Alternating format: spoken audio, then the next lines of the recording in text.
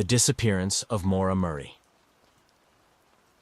On the evening of February 9, 2004, a 21-year-old nursing student named Maura Murray made a fateful decision that would change her life and the lives of everyone who loved her forever. It was a decision that led to one of the most perplexing and widely discussed missing persons cases in recent history. Maura Murray's disappearance remains unsolved, and the mystery surrounding her vanishing continues to intrigue people all over the world. So, who was Maura Murray?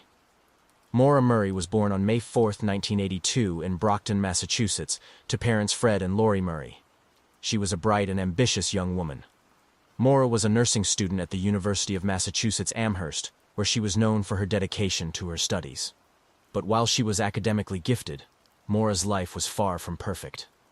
She was a private person, someone who kept her emotions close to the chest. Maura had experienced a number of personal struggles in the months leading up to her disappearance, including issues with her family, her friends, and her romantic relationships. In fact, many people close to Maura later revealed that she had been under a great deal of stress. Her family and friends were aware that Maura had been struggling with a series of unfortunate events. Just days before her disappearance, Maura had been involved in a minor car accident while driving her father's car. She was not seriously injured in the crash, but the experience was unsettling, especially considering her tendency to be a perfectionist. The day of the disappearance. On the morning of February 9, 2004, Maura's professors at the University of Massachusetts Amherst received an email from her explaining that she would be taking the week off from school due to a family emergency. The email was brief, and no further details were provided. According to the email, Maura intended to take time away from her studies to attend to this urgent family matter, but it was unclear what the matter was.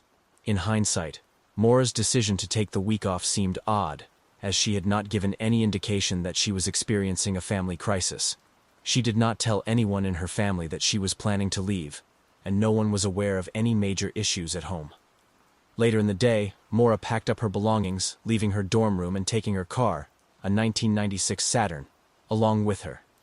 She told a friend that she was planning to go for a drive, and at some point she called her boyfriend Billy to let him know what she was doing. According to Billy, she seemed distant and agitated during the phone conversation, but she did not go into detail about her plans. By all accounts, Maura was acting unusually, but nothing suggested she was in immediate danger. However, as she drove north through Massachusetts and into New Hampshire, the events that would follow took a strange turn. The crash on Route 112.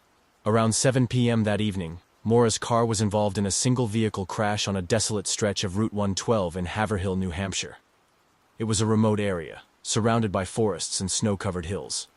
At first glance, the crash did not appear to be catastrophic. The vehicle was damaged, but it was not seriously wrecked.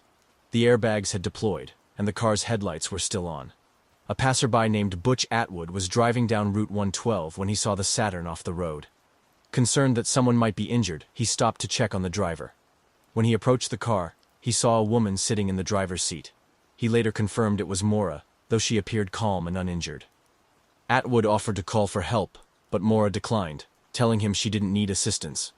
Atwood, who had a house nearby, left and drove to his home to call the police. By the time he returned, Maura was gone. The disappearance.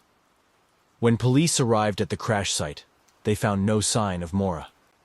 The car was empty, and there were no footprints leading away from the vehicle in the fresh snow.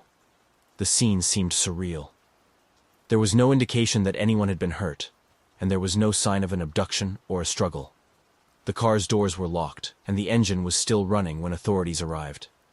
It was as though Maura had simply vanished into thin air. A search began immediately, with local law enforcement and volunteers combing the surrounding area.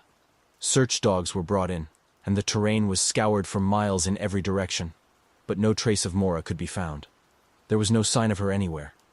The only evidence left behind was a trail of fresh tire tracks from the Saturn, which ended at the crash site. At this point, it became clear that something was amiss. Maura Murray had disappeared without a trace, and the circumstances surrounding her disappearance only deepened the mystery.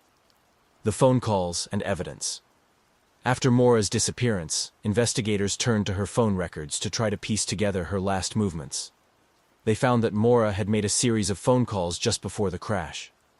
She had called a number of people, but the purpose of these calls remained unclear. The most significant call was to her boyfriend, Billy. According to Billy, Maura had called him earlier in the day, around noon, to say that she was planning to drive to the White Mountains of New Hampshire to clear her head. The call was brief, and Maura seemed upset, though she did not go into detail about what was bothering her. Billy later said that he had spoken to Maura again around 7:00 p.m., just before her crash. In this second call, Maura told him she had been in an accident but reassured him that she was fine.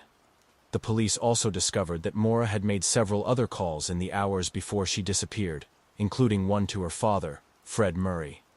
During this call, Maura mentioned she was headed to New Hampshire, but did not provide specific details about where she was going. Fred later described his daughter's tone during the call as strained and uneasy. Another odd detail that emerged from the investigation was that Maura had stopped at a nearby convenience store on the way to the crash site. She had purchased alcohol, a small bottle of liquor, and then continued on her way. Investigators wondered whether alcohol had played a role in her decision-making, especially considering her state of mind at the time. Theories and speculations. The case of Maura Murray's disappearance quickly gained national attention, and the number of theories surrounding what happened that night only grew over time. Here are some of the most common ideas that have been proposed. 1. Mental breakdown. One theory suggests that Maura was experiencing a mental breakdown at the time of her disappearance. It's believed that the pressures of school, her personal life, and the minor accident she had just been involved in led Maura to act impulsively. The fact that she had packed a bag and appeared to be preparing for a journey suggests that she may have intended to leave everything behind and start fresh. Some have speculated that Maura simply wanted to disappear.